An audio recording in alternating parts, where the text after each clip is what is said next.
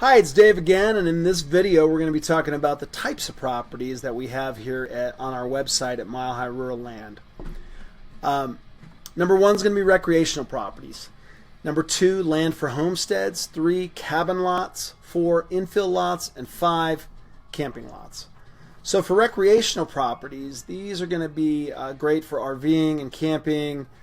There might be spots to go fishing from, go hunting, to go mountain biking, dirt biking, hiking, shoot your guns, whatever you want to do. Just a great place that's out of the way and off the grid.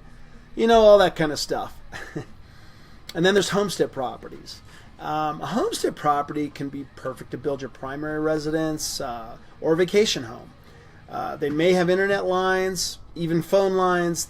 They'll typically have water lines or well easily available. They're going to have a sewage or septic available in most cases, and they're going to have electricity nearby or already tapped to the property in some cases. These will also primarily come with title insurance because they're going to be a little higher end properties due to the amenities that I mentioned. They're going to be perfect for you to get going immediately.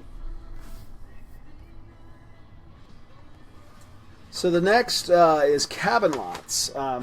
Cabin lots are going to be smaller buildable lots, and typically in areas where you might build a weekend cabin, some place to bug out to for some R&R, or maybe a place to go hiking or fishing, bird watching, anything you might enjoy. But they're going to typically be smaller lots, smaller buildable lots, and hopefully have some amenities. Some might be off-grid, but they're great. They're buildable, and you may have to. It's just going to be a small, inexpensive getaway where you might use solar and propane. Maybe bring a generator with you, something like that. And then some will be cabin lots that just are in nice rural sort of subdivisions with trees usually, and you might have power, you might have water, you might have a sewer. So that one's kind of, the price point's going to vary on those depending on what amenities they have. Infill lots. So these are typically going to be unbuilt lots in a subdivision. These will generally not be as rural, but they'll be on the outskirts of town where growth is moving out, and in rare cases, maybe in town. These lots are where one would typically build their primary residence. We may also sell these lots to builders who want to build spec homes. Finally, we come to camping lots. So a little bit like a recreational lot, but typically smaller. These are typically going to be the very, very cheap, least expensive type lots. They're not going to usually have any amenities like power or water. I mean, sometimes you could put a septic tank and or a well. I think with what most people do with where they just want to do camping is they don't want to have a big investment in it. So a really good thing to do is have water delivered if you plan on staying there for a long time. But typically, if you're just going to camp on it, people will just bring their own water.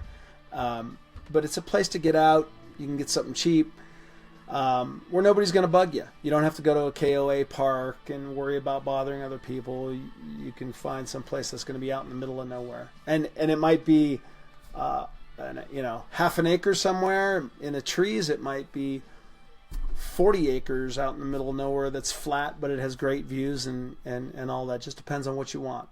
So sometimes the camping lot and the recreational lot are kind of, we might call it a recreational lot, but you might just want it for camping. So, but typically a camping lot's going to be smaller. Sometimes these definitions are a little bit gray, but that's kind of how we define them.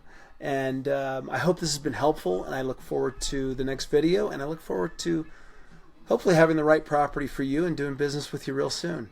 Have a great day.